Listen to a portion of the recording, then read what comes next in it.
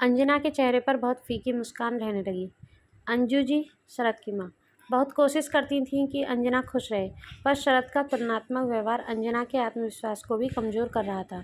Weekend पर शरद ने अपने सारे दोस्तों की गेट टुगेदर रखी, तो अंजना ने भी इस मौके को भुनाने में जान लगा दी। स्टार्टर से लेकर मेन कोर्स तक इतनी वैरायटी की, अंजू जी तो बहू की नज़र उतारने लगी। अंजना, तू तो सच्ची में आशा की भी उस्ताद है। आशा का नंबर 1 इंडियन कुकरी चैनल है, तो तुमसे बढ़िया खाने की उम्मीद तो मैंने लगा ही रखी थी, पर तुमने तो मेरी उम्मीद से भी ज़्यादा बनाया है बेटा।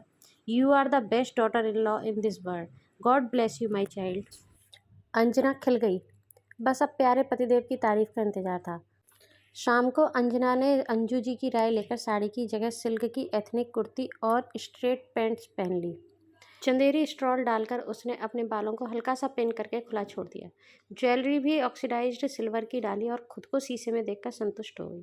शरद खुद हॉस्पिटल से आने में लेट हो गया तो अंजना पर कोई टीका टिप्पणी का समय नहीं मिला। शरद के ज़्यादातर दोस्त और उनकी पत्नियां डॉक्टर ही थे। एक हिंदी की प्रोफेसर कैसे उनके बीच घुल मिल गई पता भी नहीं चला। जब सारे दोस्त खाने का लुत्फ उठाते हुए लकी मैन कह रहे थे, तो शरद की भी छाती चौड़ी हुई जा रही थी। अंजू जी और रमन जी के रूम में जाने के बाद सभी तफरी के मूड में आ गए। सारिका अंजना की तारीफ करते हुए बोली, अंजना तुम तो अनबिलीवेबल हो। क्या खाना बनाती हो भाई, चुम्मेश्वरी। स्मार्टनेस और एलिगेंस की एक ऐसी ट्रेडिशनल वर्जन मैंने अपनी लाइफ में नहीं देखी। शरद, you are lucky man. Sharad Sharma गया और अपनी मुस्कान छिपाता बोला, ओए मेरी बंदी पे लाइन मत मार, समझी। अंजना के तो दिल की धड़कनें बह गई जब शरद ने सबसे छुपकर अंजना को आंख मार दी।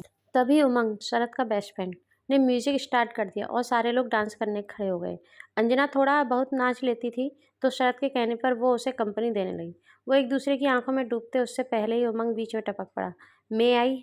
शरद ने अंजना का हाथ उमंग को थमा दिया और खुद सारिका के साथ डांस करने लगा। अंजना को उमंग का साथ बिल्कुल नहीं भा रहा था, मगर शरद के बारे में सोचकर वो 2 मिनट रुकी, फिर विनम्रता से मना करके वापस सोफे पर बैठ गई। धीरे धीरे सभी लोग थक कर बैठ गए और हल्की फुल्की बातें चलने लगी। शरद ने अंजना का हाथ पकड़ रखा था और उस पर उंगलियां फिरा रहा था।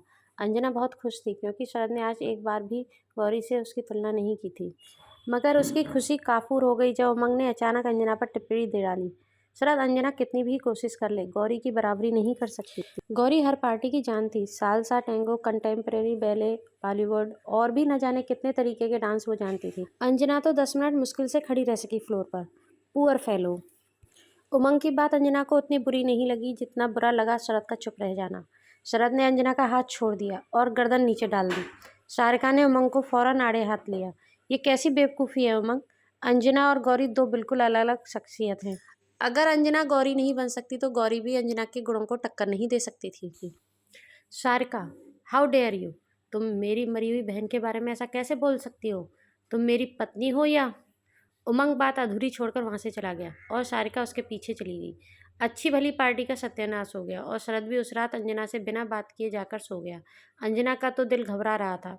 वो सारी रात पूरे वाकये में अपनी गलती ढूंढती रही। फ्रेंड्स, आगे का भाग जल्दी ही हम लेकर आपके सामने उपस्थित होंगे। आपको ये कहानी कैसी लग रही है कमेंट बॉक्स में ज़रूर बताइएगा। अगर पसंद आ रही हो तो लाइक शेयर कीजिएगा और चैनल को सब्सक्राइब जरूर कीजिएगा। Thank you.